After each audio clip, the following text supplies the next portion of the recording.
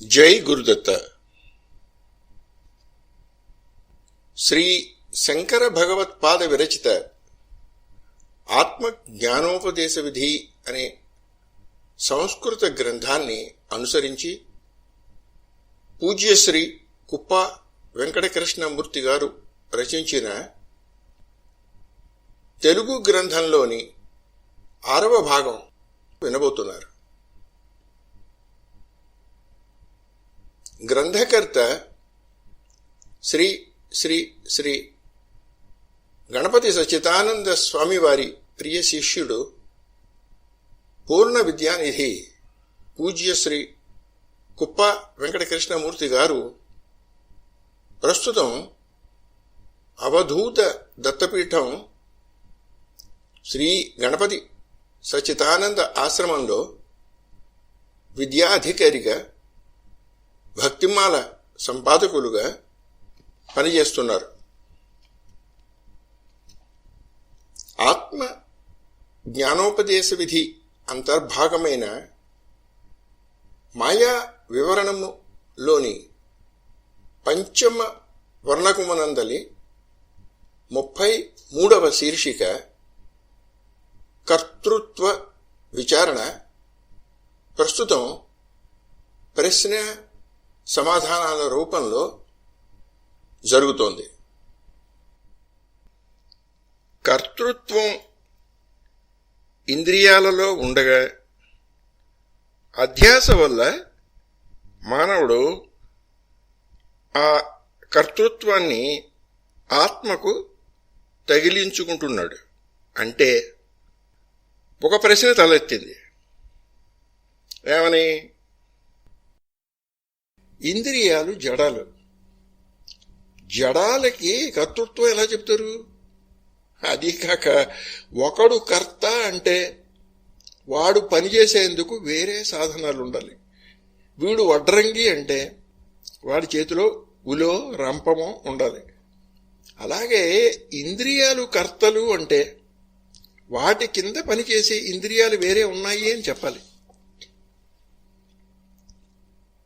అని ప్రశ్న లేవదీస్తే దానికి సమాధానం ఎలా వస్తుందంటే, పెద్ద గాలి వచ్చింది, చెట్లు ఎగిరి అవతల పడ్డాయి.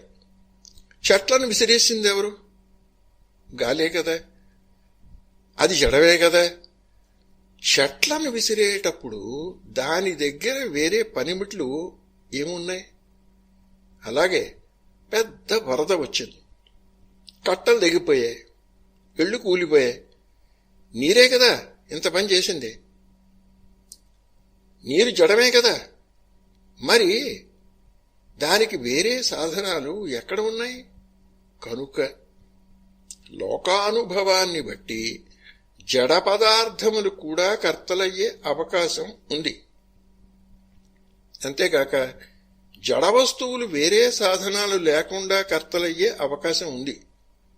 అదేవిధంగా ఇంద్రియాలు కూడా జడాలు అయినప్పటికీ, వాటికి వేరే సాధనాలు లేకపోయినప్పటికీ అవి కర్తలు కావడంలో ఇబ్బంది ఏమీ లేదు. ఇలాంటి సమాధానం వింటే ప్రశ్న ఎలాంటిది వస్తుందంటే, బానే ఉంది, ఇంద్రియాలు కర్తలు అని బహువచనం ఉపయోగిస్తున్నాం. మీ ఉద్దేశంలో ఏవి ఇంద్రియాలు? అవి ఎన్ని రకాలు? అవి చేసే పనులేమిటి? ఈ ప్రశ్నలతో మనం ఇప్పుడు 34వ శీర్షికలోకి ప్రవేశిస్తాం. 34వ శీర్షిక ఏమిటంటే ఇంద్రియాలు. జరిగే పనులను బట్టి ఇంద్రియాలను విభజించే విధానాలు అనేకం ఉన్నాయి. అయితే మన ప్రస్తుత చర్చకు వాటిని మనస్సు, వాక్కు, కాయము అని విభజిస్తే సరిపోతుంది. ఈ మూడింటిలో ప్రతి ఒక్కటి పాపకర్మలు చేయగలదు, పుణ్యకర్మలు చేయగలదు. రెండు ఇటు అటుగా కలిసిన మిశ్ర కర్మలు చేయగలవు. మనస్సు చేసే కర్మలలో సగుణ ధ్యానం, నిర్గుణ ధ్యానం, పరలోక చింత, భక్తి, జ్ఞాన, వైరాగ్యాల గురించి ఆలోచన, ఇటువంటివి అన్నీ మానస పుణ్యకర్మలు. వీటికి వ్యతిరేకంగా ఇంద్రియాలకు సంబంధించిన విషయ చింత, పరులకు అపకారం చేద్దాము అనే ఆలోచన, వేదశాస్త్రాలను ధిక్కరిద్దామనే ఊహ, ధర్మాధర్మాలు కల్పితాలు అనే నిశ్చయం, ఇలాంటి బుద్ధి వికారాలన్నీ మానస పాపకర్మలు. కొంత నిర్గుణ ధ్యానంతో, కొంత ఇంద్రియ విషయ చింతను, కొంత సగుణ ధ్యానంతో, కొంత పరోపకార చింతను, ఇలా విరుద్ధ ఆలోచనలను కలగాపులకంగా కలిపి చింతించడమే మానస మిశ్రకర్మ. ఇక వాచిక కర్మల దగ్గరికి వచ్చేసరికి సద్గ్రంథాలు చదవడం, దివ్యనామకీర్తన చేయడం, సనాతన శాస్త్రాలను పరిశీలించడం, మహామంత్రాలను మనస్సులో జపించడం, ఇతరులకు ఉపకారం చేసే మాటలను మాట్లాడడం, పలికే సత్యవాక్యాన్ని మృదువుగా పలకడం, ఈ మొదలైనవన్నీ వాచిక పుణ్యకర్మలు. వేదాలను, శాస్త్రాలను, దేవతలను, గురువులను నిందించడం, అసత్యాలు పలకడం, కరుకుగా మాట్లాడడం, అందరినీ వెక్కిరించడం, దుర్వార్తలను చేరవేయడం, ఈ వగైరాలన్నీ వాచిక పాపకర్మలు. మంచి పూజలు, వ్రతాలు చేస్తూనే మధ్యలో హాస్యాలాడడం, శాస్త్ర ప్రసంగాలు చేస్తూనే వాటిలో పరనిందను జోడించడం, తత్వ వివరణలు చేస్తూనే రాజకీయ వార్తలను ప్రస్తావించడం, ఇవన్నీ వాచిక మిశ్రకర్మ. ఇక కాయిక కర్మలు, తీర్థయాత్రలు, పెద్దలకు, దైవతలకు, గురువులకు నమస్కారాలు, దేవత పూజలు, సత్పురుష దర్శనం, త్యాగం, దానం, లోకోపకారం కోసం సంచారం, ఇటువంటివన్నీ కాయిక పుణ్యకర్మలు.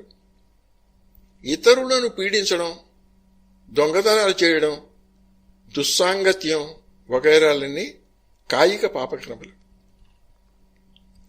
ఒక ఊరి పేదలను పోషించడం కోసం మరో ఊరి పేదలను దోచుకురావడం, దేవాలయాలు కట్టడం కోసం దోపిడీలు చేయడం, అన్నదానాలు చేసి వంటవారికి డబ్బు ఎగ్గొట్టడం, ఇటువంటివన్నీ కాయిక మిశ్రకర్మలు. ఈ విధంగా చూసినప్పుడు మనం చేసే పనులు కోట్ల రకాలు ఉన్నా అవన్నీ మనోవాక్కాయములనబడే 3 ఇంద్రియాలలో ఏదో ఒకదానికి సంబంధించినవి కాక తప్పదు అని స్పష్టం అవుతోంది కదా. ఇప్పుడు మనం 35వ శీర్షిక కర్మ విచారణ ఫలంలోకి ప్రవేశిద్దాం. మన దగ్గర ఏ కర్మ జరిగినా పైన చెప్పిన విధంగా అది మనోవాక్కాయాలలో దేనికి సంబంధించిందో ఆలోచించుకోవాలి. అలా ఆలోచించుకుంటే 2 రకాల ఫలితాలు వస్తాయి. 1 ముఖ్య ఫలం, 2 అవాంతర ఫలం. ఇప్పుడు ముఖ్య ఫలం ఏంటో తెలుసుకుందాం. ఆత్మ దేనిని అంటుకోదని, అంటే అసంగమం అని, దానిలో అవయవాలు ఏవీ లేవని, అంటే అది నిరంశమని, అది అంతటా నిండి ఉన్నదని, అంటే పరిపూర్ణమని, శుద్ధ చైతన్యమే దాని స్వరూపమని పూర్వమే నిశ్చయించుకున్నాం. అట్టి ఆత్మ ఏ కర్మకు, అంటే మానసిక కర్మకు కాని, వాచిక కర్మకు కాని, కాయిక కర్మకు కాని దేనికైనా సరే కర్త కానేరదు అని నిర్ద్వంద్వంగా చెప్పవచ్చు. అందువల్ల ఆత్మస్వరూపినైన నన్ను ఏ కర్మ రవ్వంత కూడా ముట్టుకోలేదు అనే విషయాన్ని నిస్సంశయంగా తెలుసుకుని నేను ఏమాత్రం కర్తృత్వం అంటని వాడిని అనే దృఢ నిశ్చయంతో ఉండిపోవడమే పై విచారణకు ముఖ్య ఫలం. అలాంటి దృఢ అనుభవం పేరే బ్రహ్మజ్ఞానం. ఇప్పుడు అవాంతర ఫలం ఏమిటో చూద్దాం. ఇట్టి బ్రహ్మజ్ఞానం ఎంత కలిగినా సరే మనస్సులో ఆలోచనలు ఉన్నంత వరకు మనోవాక్కాయాల మూడింటి చేత పుణ్యకర్మలే చేయించాలి. అది అసంభవం అయితే దాన్ని మిశ్రకర్మల యందు ప్రవర్తించేటట్టు చూడాలి. అంతేగాని పాపకర్మలను మాత్రం ఎట్టి పరిస్థితిలోనూ ముట్టుకోనిరాదు. ఇలా పాపకర్మలను పరిహరించి కనీసం మిశ్రకర్మనైనా ఇంద్రియాల చేతి చేయించే శక్తి పై విచారణ వల్ల మాత్రమే కలుగుతుంది. ఇదే ఈ విచారణకు అవాంతర ఫలం. ఒకడు ఇంట్లో ఆవును పెంచుతున్నాడు. దాంతో రోజు చెంబుడు పాలు తాగుతున్నాడు. దాని పేడతో పిడకలు కొట్టుకుంటున్నాడు. కనుక పాలు పిడకలు అనేవి రెండు ఆవు యొక్క ఫలాలే. కాని వీటిలో పాలు ముఖ్య ఫలం, పిడకలు అవాంతర ఫలం. ఇక్కడ పిడకల వంటిదే మన విచారణలోని పాప కర్మ పరిహారం. ఇది విన్నవాడికి ఒక ప్రశ్న ఉదయిస్తుంది. అన్నీ బాగానే ఉన్నాయి. ఆత్మ కర్త కాదు. తామరాకుకి నీటి చుక్కైనా కొంచెం అంటుతుందేమో కాని ఆత్మజ్ఞానికి కర్మ ఏమాత్రం అంటదు. అతడు అకర్త. ఇంద్రియాలు చేసే కర్మలకు సాక్షి. ఇంతవరకు ఒప్పుకున్నాం. ఇంతా చెప్పి ఆత్మజ్ఞాని తన ఇంద్రియాల చేత పుణ్యకర్మలే చేయించాలి అని నియమం పెడుతున్నారు ఎందుకు? అలా నియమం ఉంది అంటే ఆ నియమం వల్ల వాడికి మంచి ఫలితము, నియమాన్ని భంగం చేస్తే చెడ్డి ఫలితము వస్తాయి అని అర్థమే కదా. అలా కర్మఫలాలను పొందేవాడు కర్త కాకుండా ఎలా పోతాడు? ఈ సందర్భంలో ఇప్పుడు మనం 36వ శీర్షికలోకి ప్రవేశిద్దాం. 36వ శీర్షిక బ్రహ్మవిద్వరిష్ఠుడు. ఆత్మజ్ఞానికి కర్మ ఏమాత్రం అంటదు. అతడు అకర్త. ఇంద్రియాలు చేసే కర్మలకు సాక్షి అంటూ ఆత్మజ్ఞాని తన ఇంద్రియాల చేత పుణ్యకర్మలే చేయించాలి అని నియమం కూడా పెడుతున్నారెందుకు?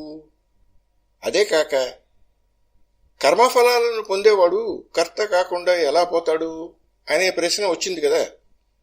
దానికి సమాధానం చెప్తున్నారు ఇప్పుడు. ఏమిటంటే, ఈ ప్రశ్న బాగానే ఉంది, కానీ బ్రహ్మజ్ఞాని కర్త కానేరడు. నిజమే. కానీ బ్రహ్మజ్ఞానం కలిగినంత మాత్రం చేత అతడు పూర్తిగా బ్రహ్మాకారాన్ని వెంటనే పొందడు. బ్రహ్మజ్ఞానం రెండు రకాలు. ఒకటి బ్రహ్మను గూర్చి సరైన ఆలోచన. ఆలోచన పేరే వృత్తి.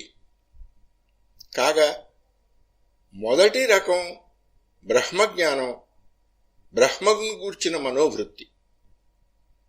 మనోవృత్తి అనేది ఎప్పుడైనా సరే అంతఃకరణంలో చైతన్యం ప్రతిఫలించినప్పుడే సంభవిస్తుంది. అందుచేత ఈ రకమైన బ్రహ్మజ్ఞానాన్ని బ్రహ్మను గూర్చిన వృత్తి అంటారు.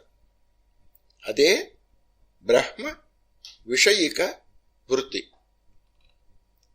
ఇట్టి బ్రహ్మను గూర్చిన వృత్తిని అనగా ఆలోచనను మళ్ళీ మళ్ళీ పునరావృతం చేస్తూ ఉంటే తైలధారలాగా మధ్యలో సందు లేకుండా ఉండేటట్లుగా పునరావృతం చేస్తూ ఉంటే చిట్ట చివరకు అంతఃకరణలో వృత్తి అనే భాగం ఎగిరిపోయి కేవలం చైతన్యం మిగులుతుంది. దీనినే చరమ వృత్తి అంటారు. ఇట్టి చరమ వృత్తిలో ఉన్న బ్రహ్మజ్ఞానం బ్రహ్మను గూర్చిన వృత్తి కాదు, బ్రహ్మయే ఆకారమైన వృత్తి. ఇదే బ్రహ్మాకార వృత్తి. అడవిలో ఎండు చెట్లకు కారుచిచ్చు అంటుకున్నది. చెట్లు కాలిపోతున్నాయి. ఆ కారుచిచ్చు ఎక్కడి నుంచి వచ్చింది? చెట్టు కొమ్మలు ఒకదానికి ఒకటి రాసుకుంటే అప్పుడు వచ్చింది ఆ కారుచిచ్చు. కొమ్మలిలోంచి వచ్చిన చిచ్చు కొమ్మలనే తగలబెడుతుంది. అలాగే విచారణ అనే ఆలోచనలోంచి పుట్టిన మొదటి రకం బ్రహ్మజ్ఞానం ఆలోచనలనే కాల్చివేస్తుంది. కారు చెచ్చు అలా కొంతసేపు కొమ్మలను కాల్చినాక ఉన్న కొమ్మలన్నీ అయిపోతాయి. కొమ్మలన్నీ నశించిపోగా కొమ్మలతో పాటు కారు చుచ్చు కూడా నశించిపోతుంది. అలాగే బ్రహ్మను గూర్చిన జ్ఞానం అనే వృత్తి ఇతర చిత్త వృత్తులన్నిటినీ క్రమంగా దహించి వేసి చివరకు చరమ వృత్తి దగ్గరకు వచ్చి ఆ పైన వృత్తులతో పాటు తాను కూడా అంతరించిపోతుంది. ఇట్టి స్థితి పేరే బ్రహ్మాకారమైన జ్ఞానం. ఇదే ఉత్తమ బ్రహ్మ జ్ఞానం. మొదటి రకం బ్రహ్మజ్ఞాన స్థితిలో ఉన్నవాడిని బ్రహ్మవిత్ అంటారు. అంతకంటే కొంచెం పైవాణ్ణి బ్రహ్మ విద్వరుడు అంటారు. అంతకంటే కొంచెం పైవాణ్ణి బ్రహ్మ విద్వరీయాన్ అంటారు. ఇంతవరకు వాడిలో ఎంతో కొంత చిత్తవృత్తి మిగిలే ఉంటుంది. ఆ పై స్థితిలో ఉన్నవాణ్ణి బ్రహ్మ విద్వరిష్ఠుడు అంటారు. ఈ బ్రహ్మ విద్వరిష్ఠుడికి ఏ రకమైన వృత్తులు ఉండవు. ఇలా సర్వవిధ వృత్తులను సంపూర్ణంగా సంహరించుకున్న బ్రహ్మ విద్వరిష్ఠుడు ఒక్కడికే ఏ రకమైన విధి నిషేధాలు లేవు. మిగిలిన 3 రకాల బ్రహ్మవేత్తలకు ఎంతో కొంత వృత్తి మిగిలి ఉంటుంది కనుక ఆ వృత్తిని అంటిపెట్టుకుని వాళ్లకు విధి నిషేధాలు సంక్రమిస్తాయి. తమకు ఉన్న జ్ఞాన బలం వల్ల ఈ విధి నిషేధాలు పాటించకపోయినా వారికి నష్టం కలగకపోవచ్చు. కాని బొత్తిగా చిత్తవృత్తి లేని వారు కాదు కనుక అలాంటి వారిని లోకంలోని ఇతర సాధకులు ప్రమాణంగా తీసుకుంటారు. కనుక అలాంటి సామాన్య జనులు చెడిపోకుండా ఉండడం కోసం వారి మీద అనుగ్రహ బుద్ధితో ఈ విధి నిషేధాలను పాటించాలి అని పెద్దలు నిర్ణయించారు. అందువల్ల మొత్తం మీద తేలినది ఏమిటి అంటే ఆత్మజ్ఞాని అయినవాడు కర్మలను చేసేవారి మధ్యలో ఉన్నప్పుడు తను అలాంటి వాడుగానే ఉండాలి. అలా ఉంటూనే జిజ్ఞాస కలవారిని గుర్తుపట్టి వారికి బ్రహ్మతత్వాన్ని ఉపదేశించి కర్మల మీద వైరాగ్యం కలిగించాలి. ఈ చర్చ అంతా ఎక్కడి నుంచి వచ్చింది అంటే విచారణకు ఫలం ఏమిటి అన్న దగ్గర నుంచి వచ్చింది.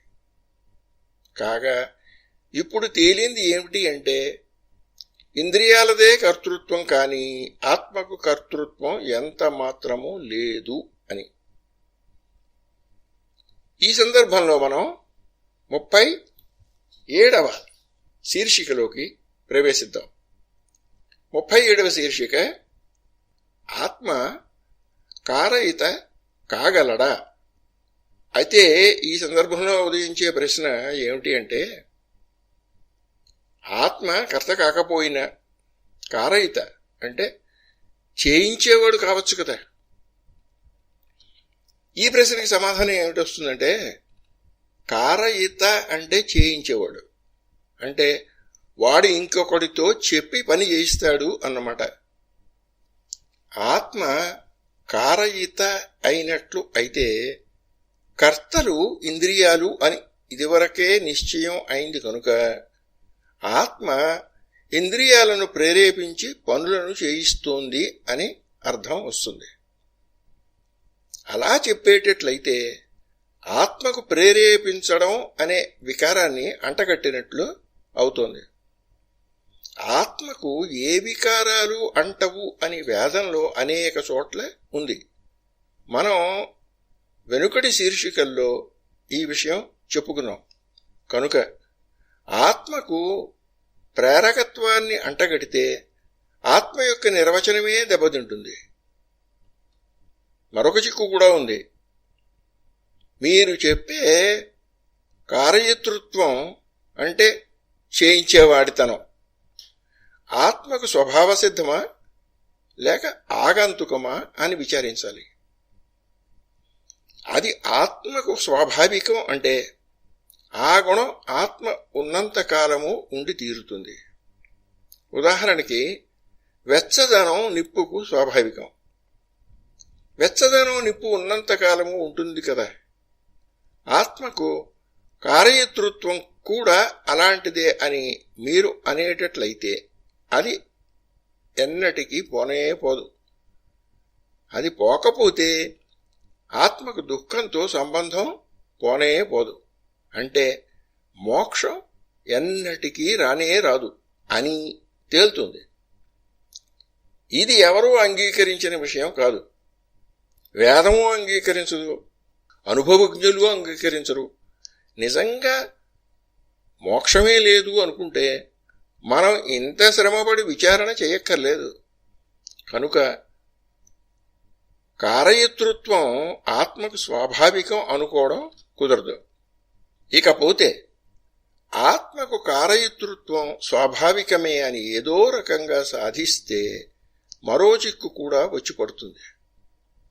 నిప్పు ఉన్నంతసేపు వేడి ఉన్నట్లుగా ఆత్మ ఉన్నంతసేపు కార్యతృత్వం ఉండి తీరాలి. కనుక సుషుప్తి దశలో కూడా ఆత్మ అక్కడే ఉంది అని నిశ్చయం చేశాం. కనుక ఆ దశలో కూడా ఆత్మకు కార్యతృత్వం ఉండి తీరాలి. కానీ ఇది అనుభవ విరుద్ధం. సుషుప్తి దశలో ఆత్మ కేవలం నిర్వికారంగా ఉంటుంది అని ఆబాలగోపాలము అందరికీ తెలుసు. దీనివల్ల కూడా కార్యతృత్వం ఆత్మకు స్వాభావికం కాదు అని నిశ్చయం అవుతోంది. ఇప్పుడొచ్చే ఓ ప్రశ్న, అయ్యా కొంచెం ఆగండి. సుషుప్తి దశలో కార్యతృత్వం కనిపించనంత మాత్రం చేత ఆత్మకు కార్యతృత్వమే లేదు అనే పెద్ద నిర్ణయం చేసేస్తున్నారే మీరు. ఒకడు గొప్ప ఉపాధ్యాయుడు అని విని చూద్దామని వాళ్ళ ఇంటికి వెళ్ళాం. మనం వెళ్లేసరికి రాత్రి పొద్దుపోయింది. ఇంట్లో ఎవరు విద్యార్థులు లేరు. ఆయన ఒక్కడే కూర్చుని ఉన్నాడు. అది చూసి చీచి, ఈయన అసలు ఉపాధ్యాయుడే కాదు, ఉపాధ్యాయుడైతే పాఠాలు చెప్పడేమిటి అంటారా మీరు? అలాగే సుషుప్తి దశలో ఆత్మ ఆ ఉపాధ్యాయుడిలాగా ఒంటరిగా కూర్చుని ఉంది. ఆ సమయంలో ఇంద్రియాలు ఏవి ఆత్మ దగ్గరలో లేవు. అందువల్ల ఆత్మలో అంతర్గతంగా ఉన్న కార్యతృత్వం బయటపడటం లేదు.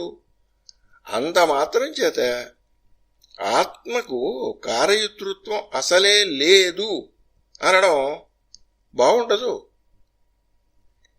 ఇలాంటి ప్రశ్న ఉదయిస్తే దానికి సమాధానం ఏమొస్తుందంటే, అలా అయితే జాగ్రత్త దశలోనే ఉదాసీనంగా మౌనంగా ఏ ఆలోచనలు లేకుండా ఉన్న స్థితిని ఊహించుకోండి. ఇలాంటి దిశ అప్పుడప్పుడు మనకు సంభవిస్తూనే ఉంటుంది కదా. అప్పుడు ఇంద్రియాలు ఆత్మకు దగ్గరలో ఉన్నాయి కదా. అప్పుడు ఆత్మకు కార్యతృత్వం ఉంటే వ్యక్తం కాకుండా ఉంటుందా? వ్యక్తమైంది అంటే అది ఉదాసీన స్థితి కానే కాదు కదా. కనుక కేవలం ఇంద్రియ సన్నిధి లేదు కనుక ఆత్మ యొక్క కార్యతృత్వం వ్యక్తం కాలేదు అనడం సబబు కాదు. కార్యతృత్వం అసలే లేదు కనుక అది సుషుప్తిలోనూ వ్యక్తం కాలేదు, ఉదాసీన స్థితిలోనూ వ్యక్తం కాలేదు. అయితే ప్రశ్న ఇంకోటి, సరే పోనీయండి, కార్యతృత్వం ఆత్మకు ఆగంతుకమే అందామా? దీనికి సమాధానం, అలా అంటే ఆత్మ కొంతకాలం కార్యతృత్వం లేని ముక్తి దశలోనూ, కొంతకాలం కార్యతృత్వం కల బంధ దశలోనూ ఉంటుంది అని అర్థం వస్తుంది. అంటే మీరు ఇకపై సాధించే ముక్తి కూడా ఆద్యంతములు కలదే అవుతుంది. ఆద్యంతములు కలవి అశాశ్వతములు అని ఇదివరకే చెప్పుకున్నాం. కాగా ఈ పక్షంలో మీరు చెప్పే ముక్తి ఆద్యంతములు గల అశాశ్వత ముక్తి అని తేలుతోంది. అలాంటిది ముక్తే కానేరదు కదా. అంటే అసలు ముక్తే లేదని మీరు చెప్పినట్లు అయింది. ఇది మళ్లీ వేదశాస్త్ర అనుభవ విరుద్ధం. కనుక ఆత్మకు కారయతృత్వం ఆగంతుకం కావడానికి కూడా వీల్లేదు. అంటే ప్రశ్న, ఇది మరీ బాగుందండి. జడాలేని ఇంద్రియాలు కర్తలు అన్నారు, పక్కనే ఉన్న ఆత్మ కారయిత కాదు అన్నారు. మరైతే ఎవరి ప్రేరణ లేకుండానే జడాలేని ఇంద్రియాలు కర్తలు అయిపోతున్నాయి అంటారా? దీనికి సమాధానం, ఇంద్రియాలను రాగద్వేషాదులు ప్రేరణ చేస్తున్నాయి. అందువల్ల అవే కారయితలు. ఎందుకంటే రాగద్వేషాదులు ఉంటే ఇంద్రియాలు పనిచేస్తున్నాయి, అవి లేకపోతే ఇంద్రియాలు పని చెయ్యవు. వీటినే అన్వయ వ్యతిరేకాలు అంటారు. ఇది అందరికీ అనుభవంలో ఉంది. కనుక రాగద్వేషాదులే కారయితలు. అయితే మరొక ప్రశ్న ఇప్పుడు, అయ్యా ఇంద్రియాలు జడాలు కనుక వాటికి ప్రేరణకర్తలు ఎవరు అని అడిగితే రాగద్వేషాదులు అంటున్నారు మీరు. ఈ రాగద్వేషాదులు జడాలే కదా. మీ మనసులో ఒక జడం మరొక జడాన్ని ప్రేరేపిస్తుంది అనే విశ్వాసం ఉన్నట్టుంది. అలా ఏటట్లయితే మీకు 2 కుండలు ఇస్తాం. ఒక కుండ మరో కుండను చంకన పెట్టుకుని చెరువుకు పోయి నీళ్లు తెచ్చేటట్లు చెయ్యండి, అప్పుడు మీ మాటలు విశ్వసిస్తాం. ఇలాంటి ప్రశ్న వేస్తే దానికి సమాధానం ఎలా వస్తుందంటే, ఇలాంటి ప్రశ్నే మీరు 33వ శీర్షికలో వేశారు. అక్కడ ఒక జడ పదార్థం మరొక జడ పదార్థాన్ని కదిలించే సందర్భాలు ఉంటాయి అని 2 ఉదాహరణలు ఇచ్చాం. ఇక్కడ మరొక ఉదాహరణ కూడా ఇస్తాం. అగ్ని జడమే కదా, గంధకం జడమే కదా, సూర్యకారం జడమే కదా. ఈ 3 వేసి ఒక ఇనుప గొట్టంలో దట్టించాం. వెంటనే అవి పేలి వాటి ముందు ఉన్న ఇనప గుండును తొయ్యగా అది పోయి కోట గోడలను కూలగొట్టింది.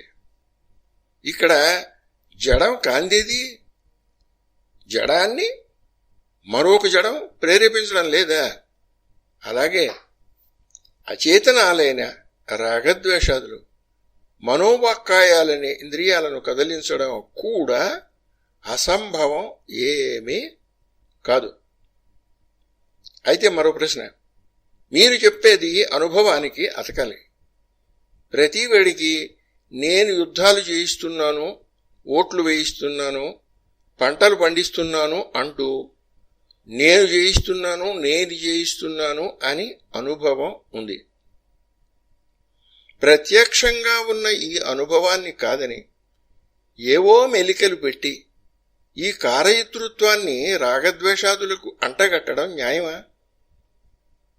దీనికి సమాధానం, కర్తృత్వం ఎవరిది అనే విచారణ దగ్గర కూడా మీకు ఇలాంటి సందేహమే వచ్చింది. అక్కడ ఏమి చెప్పుకుంటామో గుర్తు చేసుకోండి.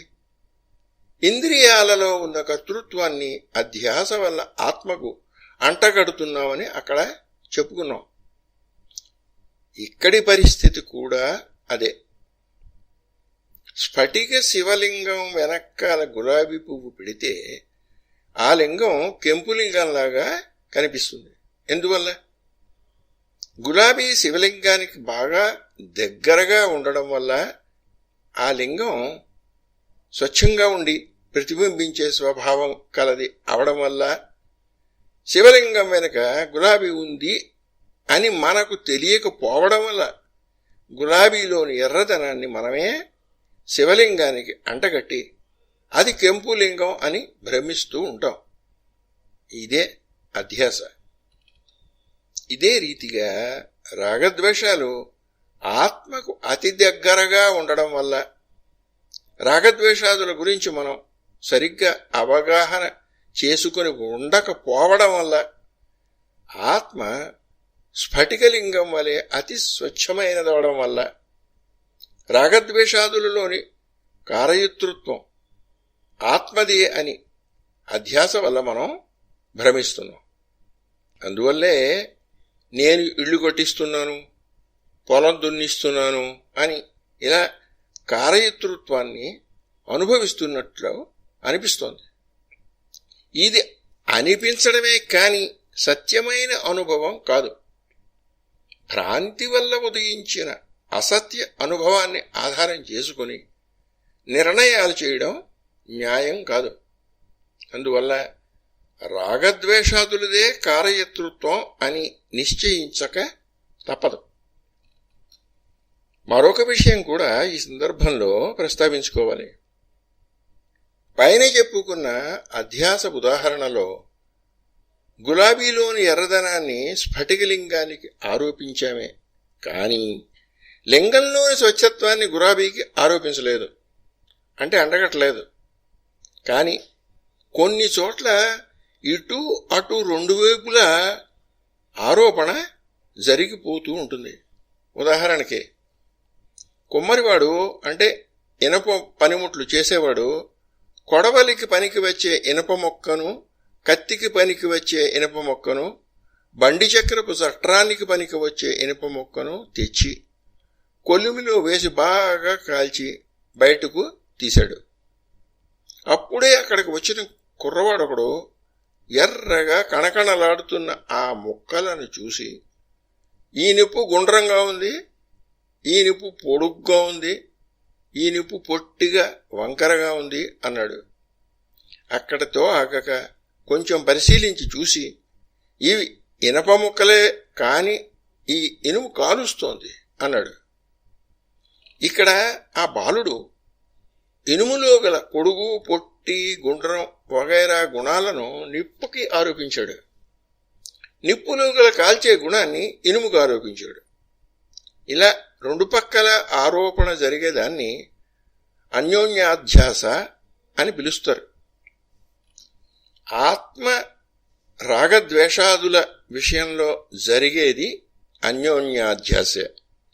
అందువల్లే రాగద్వేషాదులలో కల కారయతృత్వాన్ని ఆత్మకు ఆరోపించి ఆత్మే కారయిత అంటున్నాం. ఆత్మలో గల అకారయతృత్వాన్ని అంటే పని చేయించని తనాన్ని రాగద్వేషాదులకు ఆరోపించి వాటిని అకారయితలు అంటే చేయించనివి అంటున్నాం. అయితే ఈ సందర్భంలో పైకొచ్చే ప్రశ్న, యుక్తిలో మీరు చెప్పిన దానిలో దోషం ఏమీ లేదు, నిజమే. కానీ ఉపనిషత్తులలో ఆత్మను గురించి చెబుతూ హృషికేశ సర్వాంతర్యామి అనే పదాలు ప్రయోగించారు. హృషికేశ అంటే ఇంద్రియాలకు అధిపతి అని అర్థం. సర్వాంతర్యామి అంటే అన్ని ఇంద్రియాలలోనూ ఉన్నవాడు అని అర్థం. ఇంద్రియాలకు ఆత్మకు ఎంత మాత్రము సంబంధం లేకపోతే ఈ శృతివాక్యాలు ఏమి కావాలి? ఈ సందర్భంలో ఇప్పుడు మనం 38వ శీర్షికలోకి ప్రవేశిద్దాం. 38వ శీర్షిక వేదం లోక వ్యవహార రీత్యా మాట్లాడే ఘట్టాలు. ఇప్పుడు ఇందాక వచ్చిన ప్రశ్నకి సమాధానంతోనే మొదలు పెడదాం ఈ శీర్షికని. ఆ సమాధానం ఏమిటంటే, ఎవరూ లేని ఇంట్లో అర్ధరాత్రి పూట దీపం వెలుగుతోంది.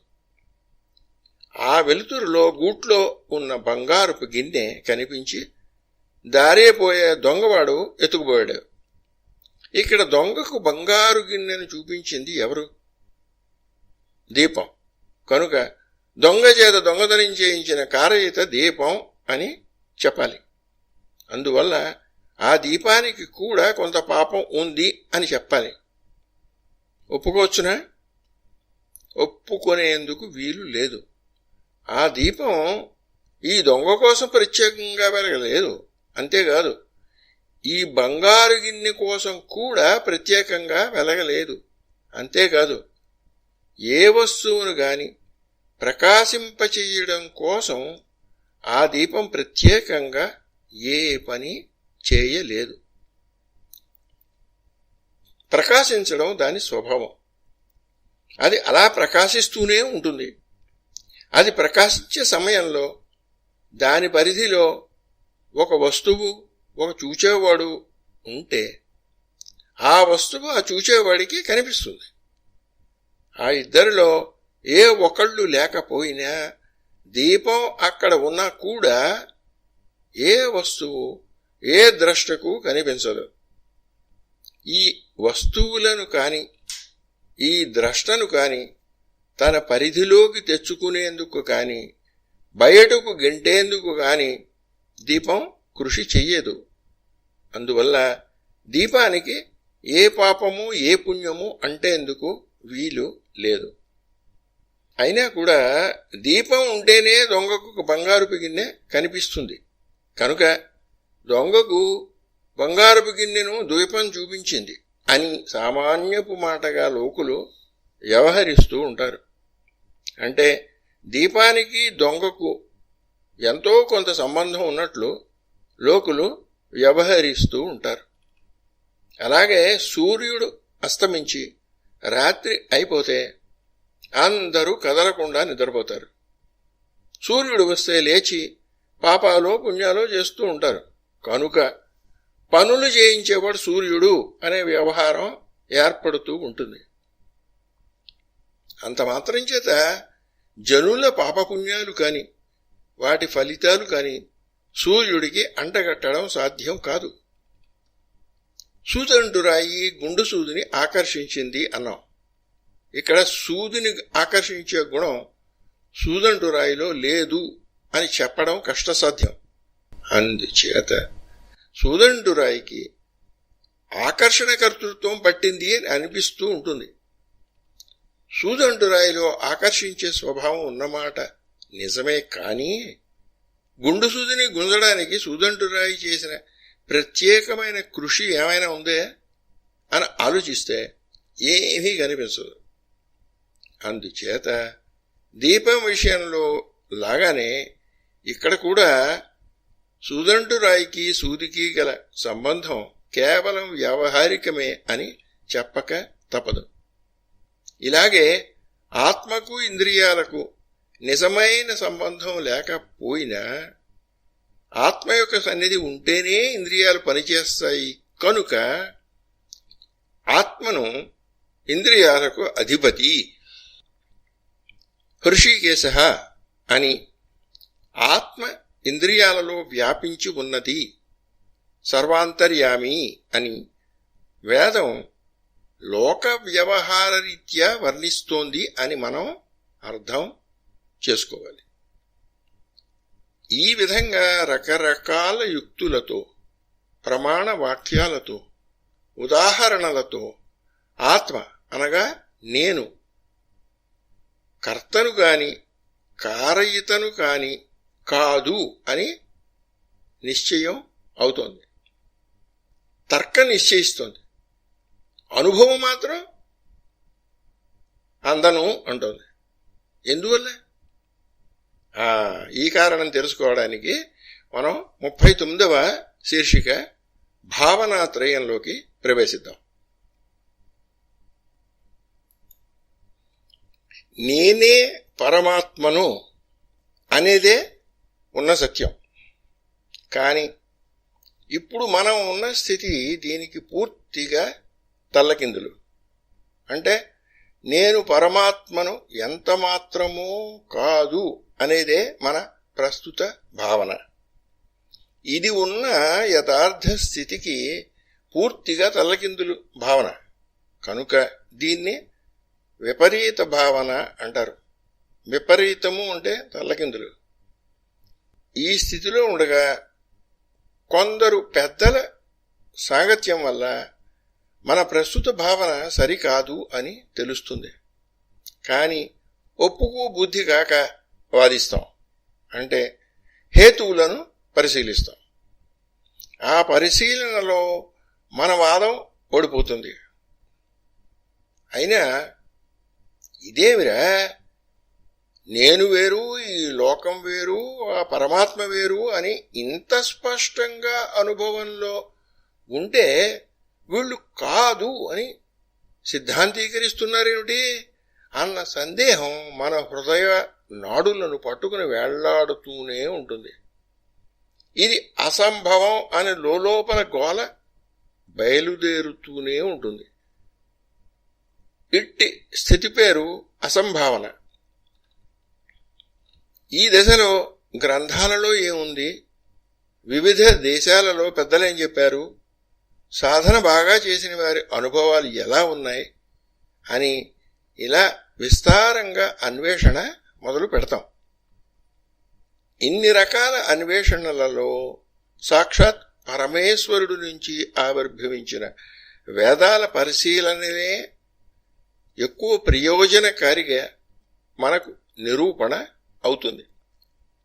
విస్తారంగా ఉన్న వేద వాంగ్మయాన్ని పరిశీలించిన కొద్దీ ఆత్మతత్వం గురించి ఒకచోట ఒక రకంగా, మరో చోట మరో రకంగా రకరకాలుగా కనిపించి సంశయాలు మరింత పెరిగిపోతాయి. ఈ స్థితి పేరు సంశయ భావన. ఈ సంశయ భావన, అసంభావన, విపరీత భావనలు మనను ఆక్రమించుకొని ఉంటాయి కనుక కేవల తత్వశ్రవణం మనకు అనుభవాన్ని అందించలేకపోతోంది.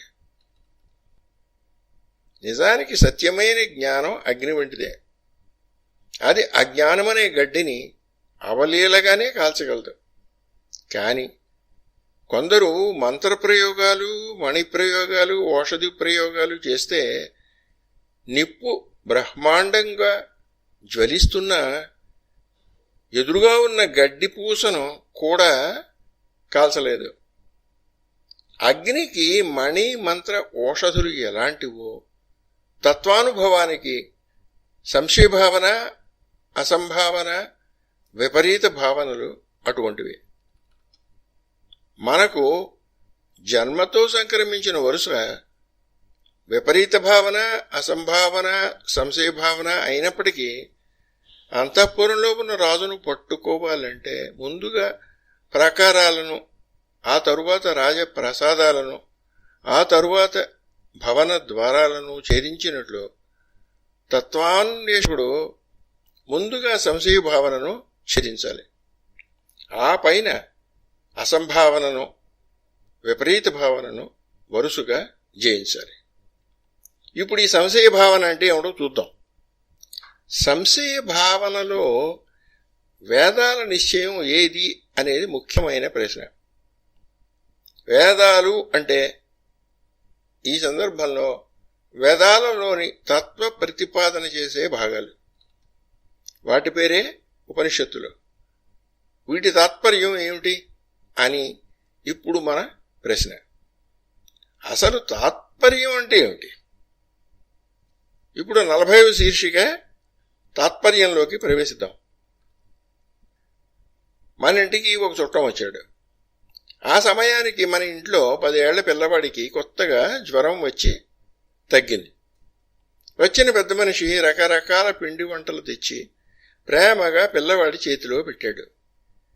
పిల్లవాడి తల్లి పిల్లవాడిని చటుక్కున పక్కకి తీసుకుని, అది విషం, తిన్నావంటే నా మీద ఒట్టు.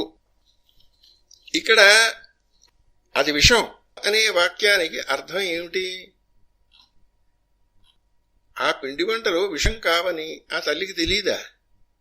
కావాలని అబద్ధం చెప్తోందా? అబద్ధం చెబుతోంది అనుకుందామంటే వచ్చిన బంధువు ఆమెకు కావలసిన వాడే. కావలసిన వాడి మీద లేనిపోని నింద ఎందుకు వేస్తుంది? కనుక ఈ సందర్భంలో అది విషం అనే వాక్యం పలికేటప్పుడు ఈ తల్లి మనస్సులో ఉన్న భావం ఏమిటి అంటే, విషం తింటే నీకు ఎటువంటి అపకారం జరుగుతుందో ఈ పిండి వంటలు తింటే నీకు అటువంటి అపకారం జరుగుతుంది అని. ఇది విషం అన్న వాక్యంలో 2 పదాలున్నాయి. వీటిలో ఏ పదంలో ఈ చెప్పిన అర్థం అంతా ఉంది? దేనిలోనూ లేదు. ఏ పదంలోనూ లేకపోతే పదాల సమూహమైన వాక్యంలోకి ఈ అర్థం ఎలా వస్తుంది? చెప్పే ఆ తల్లి హృదయంలోంచి ఆ భావం ఈ చిన్ని వాక్యంలోకి పదాలతో నిమిత్తం లేకుండానే ప్రవేశించింది అంటారా? అలా అనేటట్లయితే ఆ తల్లి హృదయంలో ఈ భావమే ఉందో వేరే భావమే ఉందో నిర్ణయించడానికి మనకు దివ్య దృష్టి ఉండాలి అని సందేహం రావచ్చు. దివ్య దృష్టి ఏమీ అక్కర్లేదు. మనకు నిత్య జీవితంలో ఈ రకమైన వాక్యాలు అనేకం తారసపడుతూనే ఉంటాయి. మనకు తక్షణమే అర్థం అయిపోతూ ఉంటాయి. ఎలా అర్థమవుతూ ఉంటాయి? ఈ సంభాషణ చేసేవారికి ఆ సంభాషణ వెనుక గల సందర్భం బాగా తెలిసి ఉంటుంది. ఆ సందర్భాన్ని బట్టి, మాట్లాడేవారి స్వభావాన్ని బట్టి ఈ వాక్యం పలికేటప్పుడు పలికేవారి హృదయంలో ఉన్న భావం ఇది అని మనం అవలీలగా గ్రహించేస్తూ ఉంటాం.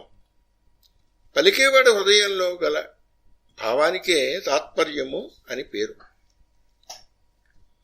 ఓ అప్పారావు మన దగ్గరికి వచ్చి ఒక పెద్ద కథ చెప్పాడు. ఇంత పెద్ద కథకి తాత్పర్యం ఏమిటి అంటే, ఓ 1000 రూపాయలు అప్పు కావాలని. వాడు చెప్పిన కథలో అప్పు ప్రసక్తే ఉండదు, ఉన్న చాలా స్వల్పంగా ఉంటుంది. అయినా వాడి రొద పూర్తి అయ్యేసరికి అప్పు కోసమే ఇంత పురాణం చెప్తున్నాడు అని మనకి అర్థం అవుతూ ఉంటుంది. కనుక ఆ కథ మొత్తానికి తాత్పర్యం అప్పు అన్నమాట. ఒక చిన్న వాక్యంలో అయితే సందర్భాన్ని బట్టి తాత్పర్యం చెప్పేశాం. పెద్ద కథలో సందర్భం ఒకటే చాలదు, అనేక విషయాలు పరిశీలించి తాత్పర్యం నిర్ణయించాలి. చిన్న కథ విషయంలోనే తాత్పర్య నిర్ణయానికి ఇంత పెద్ద కథ ఉంటే, ఒక మహాగ్రంథంలో భిన్న విభిన్న విషయాలను భిన్న విభిన్న కోణాలలోంచి పరిశీలించి చర్చించేటప్పుడు ఎటు వస్తున్నామో ఎటు పోతున్నామో మనకు త్వరగా అర్థం కాదు. అందుకనే మన పెద్దలు ఇలాంటి గ్రంథాల తాత్పర్య నిర్ణయానికి 6 రకాల పరీక్షలు చేయాలి అని నిర్ణయించారు. వీటినే షడ్విధ లింగాలు అంటారు. లింగము అంటే చిహ్నం. గ్రంథంలో గల 6 రకాల చిహ్నాలను బట్టి ఆ గ్రంథం యొక్క తాత్పర్యం ఏమిటో, అంటే ఆ గ్రంథం చెప్పేవాడి హృదయంలో గల భావం ఏమిటో మనం నిర్ణయించుకోవాలి. ఆ తాత్పర్యమే ఆ గ్రంథకర్త యొక్క నిశ్చయం అవుతుంది. ఇప్పుడు 41వ శీర్షిక షడ్విధ లింగాల్లోకి ప్రవేశిద్దాం. ఉపక్రమోపసంహారౌ అభ్యాసో పూర్వతాఫలం అర్థవాదోపపత్తి చ లింగం తాత్పర్య నిర్ణయే. 1 ఉపక్రమ ఉపసంహారాలు, 2 అభ్యాసము, 3 అపూర్వత, 4 ఫలము, 5 అర్ధవాదము, 6 ఉపపత్తి. ఇవి షడ్విధలింగాలు. వీటిని బట్టే ఏ గ్రంథానికైనా తాత్పర్య నిర్ణయం చెయ్యాలి. నిజానికి మన నిత్య వ్యవహారంలో ఇవన్నీ తెలిసి తెలియకుండా చేస్తూనే ఉంటాం. మనలో తెలివిగలవారు వీటిని ఇంకా బాగా చేస్తారు. అలాంటి వారు తాత్పర్య నిర్ణయం తీసుకునే విధానాలను విశ్లేషిస్తేనే ఈ 6 పేర్లు ఏర్పడతాయి. అంతేగాని ఇవేవో కొత్తగా ఊడిపడ్డ విషయాలు కావు. ఇక ఒక్కొక్కటిగా ఈ 6 అంశాలను పరిశీలిద్దాం. 1. ఉపక్రమ ఉపసంహారములు. ఉపక్రమము అంటే చెప్పదలుచుకున్న విషయాన్ని ప్రారంభించే విధానం. ఉపసంహారం అంటే దాన్ని ముగించే విధానం. మొదలుకి ముగింపుకి సంబంధం ఉండాలి. అలా ఉంటే ఉపక్రమంలోనూ ఉపసంహారంలోనూ అనుగతంగా ఉండే విషయమే ఆ మొత్తం గ్రంథానికి తాత్పర్యం అని నిర్ణయించవచ్చు. కొందరు ఉపన్యాసం చెబుతూ ఉంటారు. వారు రామాయణంతో ప్రారంభించి మధ్యలో భారతంలోకి ప్రవేశించి చివరికి భాగవతంలో ఉండగా సమయం అయిపోయింది అని ఉపన్యాసం ఆపేస్తూ ఉంటారు. అలాంటి ఉపన్యాసాలకు తాత్పర్యమే ఉండదు. అలా కాక వాల్మీకి మహర్షి రామాయణం తీసుకోండి. ఆయన శ్రీరాముడి సద్గుణాల వర్ణనతో తన గ్రంథాన్ని ప్రారంభించాడు. రాముడి పట్టాభిషేకంతో గ్రంథం ముగించాడు. దీనిని బట్టి శ్రీరాముడి సద్గుణాలు వంటి సద్గుణాలను మనం కూడా అభ్యసిస్తే మనకు కూడా విజయం లభిస్తుందని, రావణాసురుడిలాగా దుర్గుణాలను అభ్యసిస్తే సర్వనాశనం లభిస్తుందని ఆ గ్రంథానికి తాత్పర్యం అని మనం గ్రహించగలుగుతున్నాం. అలాగే ఉపనిషత్తులలో ఛాందోగ్యోపనిషత్తు ఒక గొప్ప గ్రంథం. అందులోని 6వ అధ్యాయంలోనే తత్వమసి అనే మహావాక్యం ఉంది. వేదాంత శాస్త్రానికి మణికిరీటం వంటి వాక్యం ఇది. అందువల్ల ఛాందోగ్య షష్ఠాధ్యాయం చాలా ముఖ్య గ్రంథం అయింది. అది సదేవ సౌమ్యేదమగ్ర ఆసీత్ ఏకమేవాద్వితీయం అనే వాక్యంతో ప్రారంభం అయింది. నాయన, ఈ ప్రపంచానికి ముందు సత్పదార్థం ఒకటే ఉంది. అది ఒకటంటే ఒకటే, రెండవది అనేదే లేదు అని అర్థం. తరువాత ఆ ఉపనిషత్తులో అనేక విషయాలు చర్చకు వచ్చాయి. చివరికి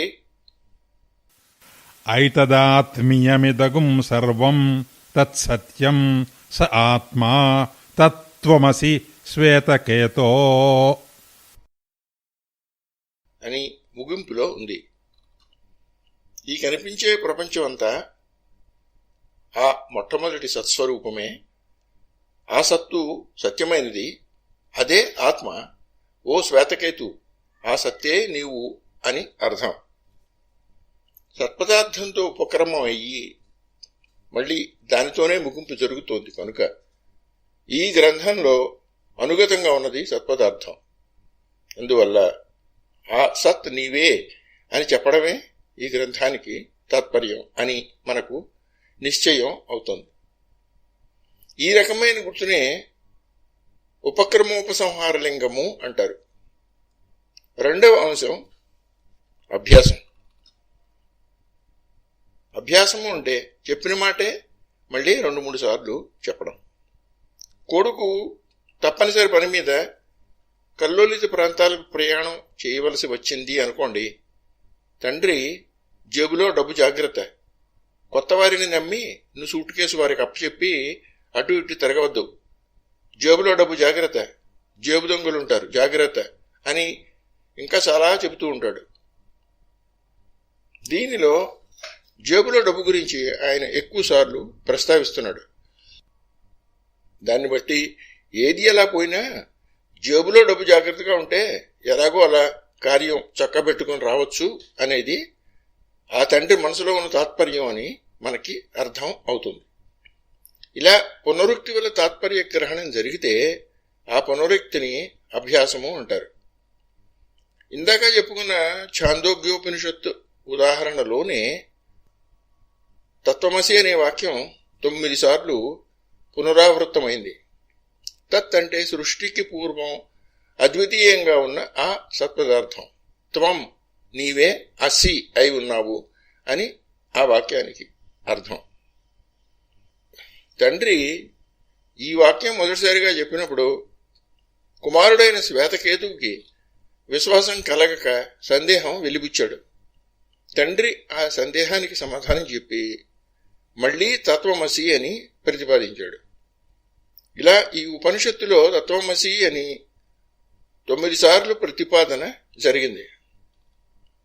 ఇలా లేవనెత్తిన సందేహాలన్నిటికీ పరిష్కారాలు చెప్పి మళ్లీ మళ్లీ తత్వమసి అని ప్రతిపాదించడం వల్ల ఆ ఉపనిషత్తుకి తత్వమసి అనే జీవాత్మ పరమాత్మల అభేదాన్ని బోధించడంలోనే తాత్పర్యం ఉంది అని మనకి అర్థం అవుతోంది. ఇదే అభ్యాసలింగం. 3వ అంశం అపూర్వత. షడ్విధ లింగాలలో ఇది 3వ లింగం. అపూర్వత అంటే కొత్తదనం. మనం ఏదైనా ఒక వస్తువును చూసినప్పుడు అది మామూలుగా మనం చూసే వస్తువుల కన్నా భిన్నంగా ఆశ్చర్యకరంగా ఉంటే అప్పుడు దాన్ని అపూర్వంగా ఉంది అని అంటూ ఉంటాం. ఒకానొక గ్రంథంలో అనేక విషయాలు చెప్పబడి ఉండగా అందులో ఒక విషయం ఒక రీతికి భిన్నంగా ఒక విశేషంగా మనల్ని ప్రత్యేకంగా ఆకర్షిస్తూ ఉంటే దానిని అపూర్వ విషయం అంటాం. అలా అపూర్వంగా కనిపించే విషయమే ఆ గ్రంథానికి ప్రత్యేక తాత్పర్యం అని కూడా మనం గ్రహిస్తూ ఉంటాం. ఉదాహరణకి ఉపనిషత్తులలో ఆత్మ అనేది అఖండ ఏకరస స్వరూపము అని, అయినా సరే అది ప్రత్యక్షాది ప్రమాణాలకు దొరకదని చెప్పబడి ఉంది. అఖండ ఏకరస స్వరూపము అంటే ఆమూలాగ్రం ఆనందమే దాని స్వరూపం అన్నమాట. ఆనందమే దాని స్వరూపం అయితే అది మన అనుభవానికి రాకుండా ఎలా ఉంటుంది? అనుభవానికి వస్తే కదా అది ఆనందమని మనం చెప్పగలిగేది. అనుభవానికి వచ్చింది అంటే అది ప్రత్యక్ష ప్రమాణ గమ్యం అయిపోతుంది. అయితే ఉపనిషత్తు మాత్రం ఆత్మస్వరూపం ఆనందమే కానీ అది ప్రత్యక్షం మొదలైన ఏ ప్రమాణాలకు లొంగదు అంటోంది. ఇది లోకవిరుద్ధంగా ఉంది. అందుచేత మన దృష్టిని ప్రత్యేకంగా ఆకర్షిస్తోంది. ఇదే ఆత్మ విషయంలో ఉన్న అపూర్వత.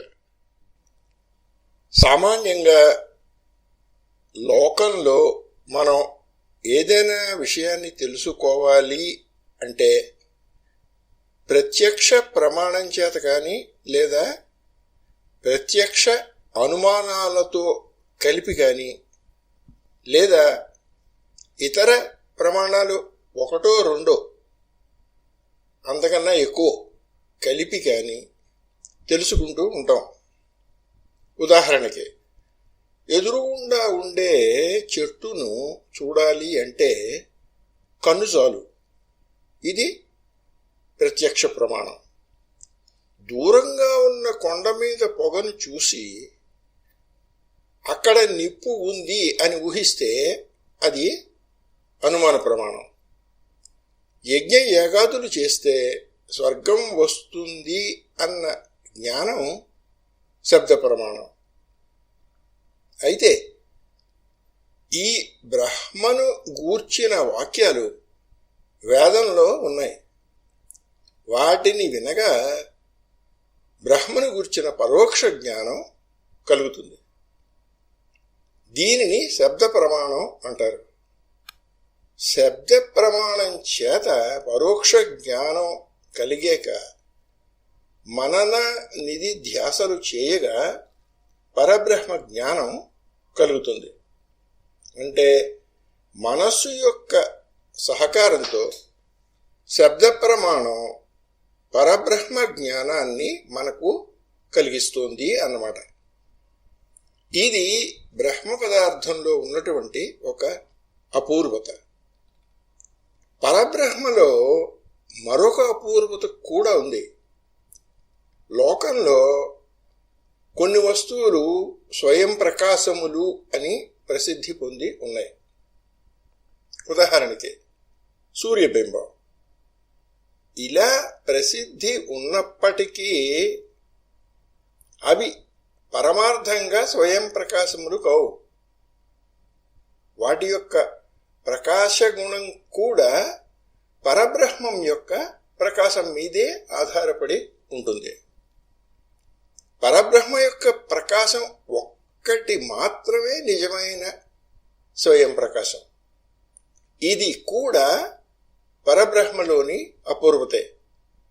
దీనినే అలౌకికత రూపమైన అపూర్వత అని వ్యవహరిస్తూ ఉంటారు.